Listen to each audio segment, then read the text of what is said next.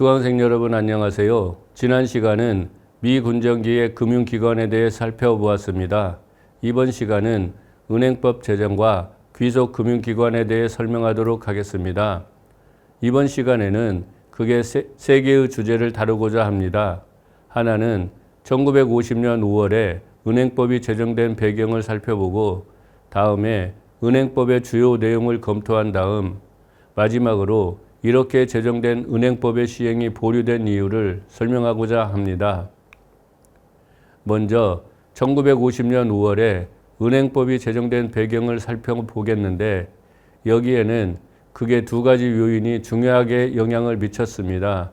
먼저 지적할 수 있는 것은 1950년 5월에 한국은행법이 제정된 것입니다.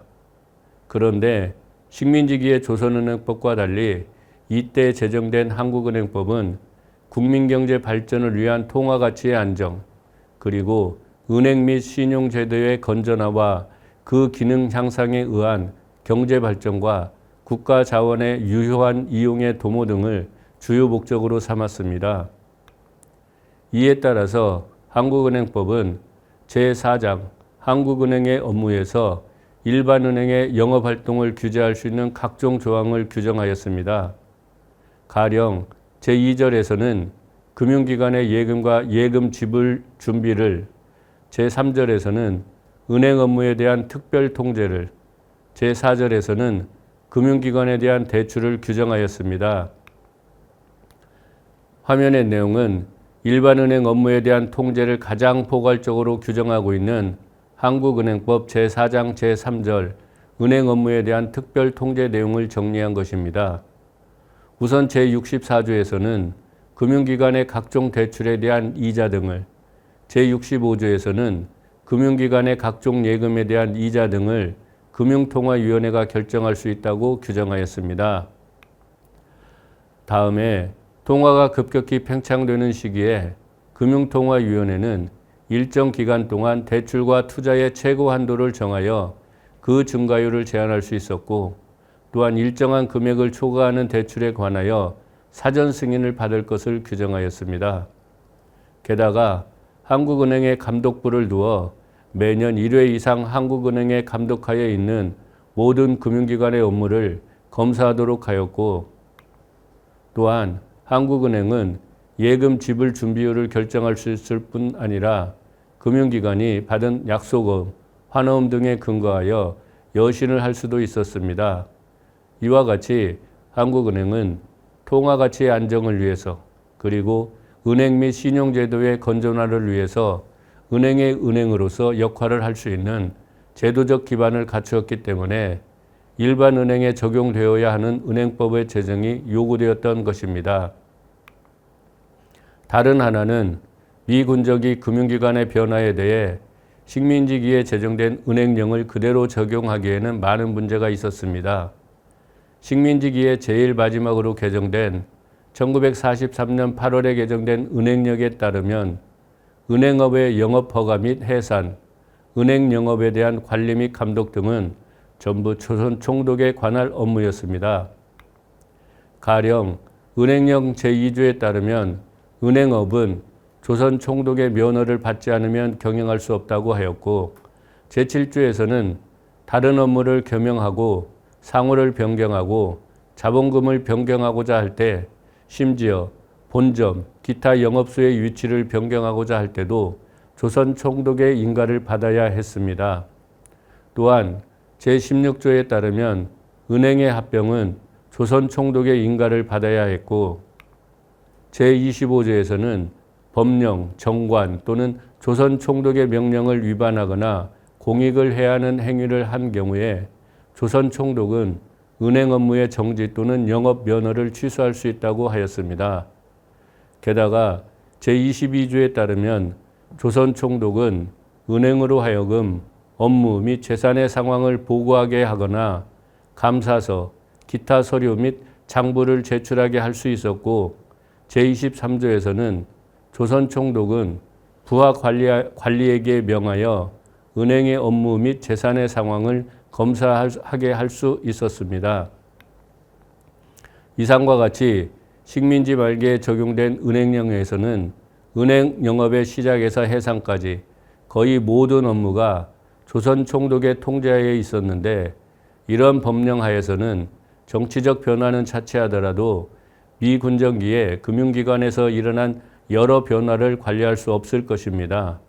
다시 말하면 미군정기 금융기관에 초래된 여러 변화, 즉 조선은행의 역할 변화, 조선식산은행의 일반은행으로의 전환, 심지어는 조선무진회사와 조선신탁회사의 영업 변경 등과 같은 변화에 식민지기에 제정된 은행령으로는 대응할 수 없었던 것입니다. 이상의 두 가지 이유로 브룸필드와 젠슨은 한국은행법 초안을 제정할 당시 은행법 초안도 함께 제정했고 이에 근거하여 1950년 5월에 법률 제139호로 은행법이 제정되었던 것입니다.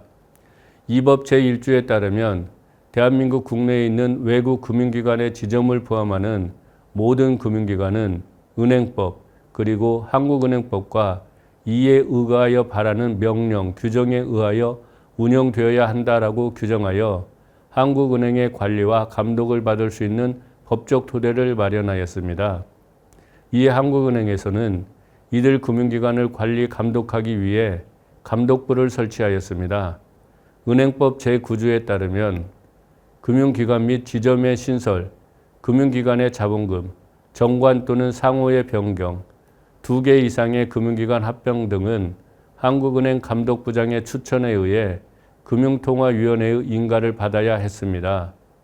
또한 한국은행 감독부장은 은행법, 금융통화위원회의 명령, 지시와 규정에 대한 금융기관의 준수 여부를 감독하여야 했고 금융기관을 정기적으로 검사해야 했으며 금융기관은 한국은행 감독부장과 그 소속 직원의 요구에 의하여 검사에 필요한 장부, 문서 등을 제공해야 했습니다. 이상과 같이 은행법의 적용을 받는 금융기관은 한국은행의 관리와 감독을 받으면서 은행의 업무를 영위해야 했지만 다른 한편으로는 통화가치의 안정과 은행 및 신용제도의 건전화를 목적으로 삼고 있는 은행의 은행으로서 중앙은행의 보호와 지원을 받는 금융기관으로의 재편이 이루어졌던 것입니다. 그러나 곧바로 시행된 한국은행법과 달리 은행법은 곧바로 시행되지 않았습니다. 다음 시간에 다시 설명하겠지만 은행법이 시행된 것은 한국 전쟁이 끝난 이후인 1954년 8월이었습니다. 그러면 왜 은행법 시행이 보류되었을까요? 이 표는 정부 수립 직후에 각 금융기관의 주주 구성을 정리한 것입니다. 먼저 지적할 수 있는 것은 정부가 수립된 이후에 은행명에서 조선이라는 말 대신에 한국을 사용하기 시작하였습니다. 가령 1950년 4월에 조선상업은행, 조선저축은행, 조선신탁은행이 각각 한국상업은행, 한국저축은행과 한국신탁은행으로 변경되었고 같은 해 6월에 조선상호은행은 상호은행에서 한국상공은행으로 변경되었습니다. 다음에 지적할 수 있는 것은 일반은행에 대한 주주 구성에서 정부와 은행 상호주 비율이 매우 높다는 점입니다. 정부가 소유한 주식을 통상 귀속주, 귀속은행주라고 불렀는데 이것은 식민지기에 조선 총독부나 일본 정부, 일본 국적의 법인이나 개인이 소유한 주식이 해방과 함께 미군정, 다음에 한국 정부로 귀속된 주식을 의미합니다. 은행 상호주로 표시된 것은 한국은행, 한국식산은행 등과 같이 금융기관이 소유한 주식을 의미하는데 표에서 확인할 수 있듯이 이들 금융기관이 소유하고 있는 주식 비율도 매우 높다는 것을 알 수 있을 것입니다. 그런데 이 주식은 형식적으로는 은행 소유 주식으로 구분했지만 한국은행과 한국식산은행을 정부가 소유 지배하고 있었기 때문에 실질적으로는 정부 소유 주식이나 다름없었습니다. 따라서 이 둘을 합한 정부 소유 주식 비율은 한국저축은행, 한국신탁은행, 한국상공은행은 90%를 초과했고 한국상업은행은 64%, 조흥은행은 46%를 차지하여 대부분의 은행이 정부 관리하에 있어서 은행법 시행에 앞서 이들 은행을 민영화하는 것이 시급했던 것입니다. 그러나 다음 시간에 다시 설명하겠지만 일반 은행의 민영화는 단순한 문제가 아니었습니다. 이런 상황에서 한국 전쟁이 발발하자 일반 은행의 민영화는 물론 은행법 시행도 보류되었던 것입니다. 이번 시간은 은행법 제정과 귀속 금융기관에 대해 설명하였습니다. 다음 시간은 한국산업은행의 설립과 운영에 대해 살펴보도록 하겠습니다.